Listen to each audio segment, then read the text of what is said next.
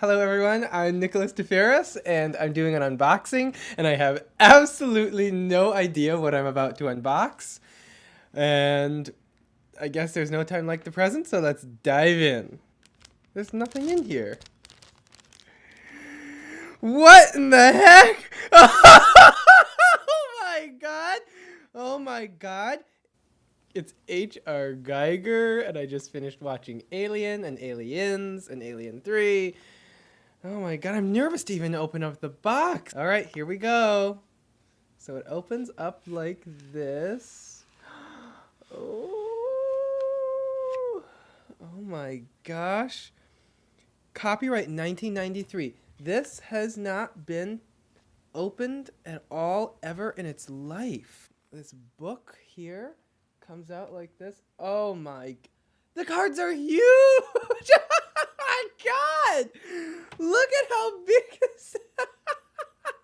Oh my god, I could do a tarot reading across the whole town. And okay, so the book, the first seal. This is like breaking the seventh seal to like unlock the portals of, oh my god, and the back is just so beautiful. Oh my god.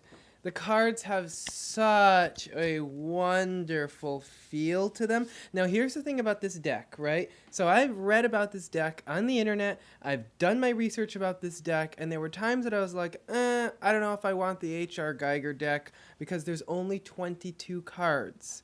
It's just a major arcana. Actually, I read that Geiger himself didn't really put too much store in the tarot. He actually just wanted to make the images. He just wanted to allow someone to take his images, to take his pictures, and if they wanted to put them into a 22 card deck and call it a tarot, that's fine. Go to town. God, the images in this thing, it's absolutely out of this world. Beautiful. Oh my God, the High Priestess. And I'm not gonna lie, it's downright scary. I am a little bit scared of some of this, but I'll tell you what, it has a lot of energy. The Lovers, and there's a lot about this stuff, which is pretty racy. I'm not going to be reading this deck in front of any kids, that's for dang sure. Oh my gosh, the Strength card. Oh my god, what a name. This card, it's not called the Hanged Man, it's called the Hanged Witch. This is an amazing name for a tarot card. What's she doing? Well, she's all hung up for something. This is an amazing deck. And I never thought I would say that because it's a 22 card deck. I never thought I would say that. I'm still wondering what's the best way to actually use this. Maybe like pulling one card and just meditating on it. If you have a question, you could summon one card from this whole deck. It's amazing. It's amazing how much depth, how much feeling he's able to convey with such a small color palette. You know, we're seeing very neutral colors. Beiges, whites, blacks, dark browns, creams, eggshells. And this thing is from 1993. It's never been touched by any human hands in 25 years. In a quarter of a century, no other person has touched this entire thing. They feel exactly like what you would want some phenomenal tarot reader of old. The snap and the feel and the touch of the cards is amazing. Oh, interesting. So this is the cover, this is the picture on the box, and this is the card that they use, which is the Devil. But their devil, Geiger's devil, is just a woman who is seated before this horned god. And there's like a third horn of his that rises up through her. And she's got an upside down cross, so there is a little bit of Christian symbolism in there, but something totally and completely otherworldly going on.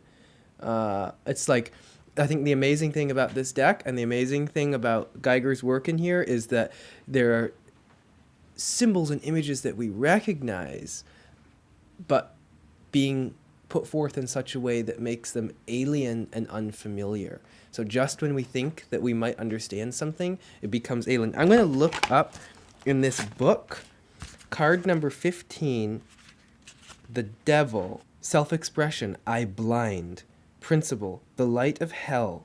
It does read very similar to Crowley's writing.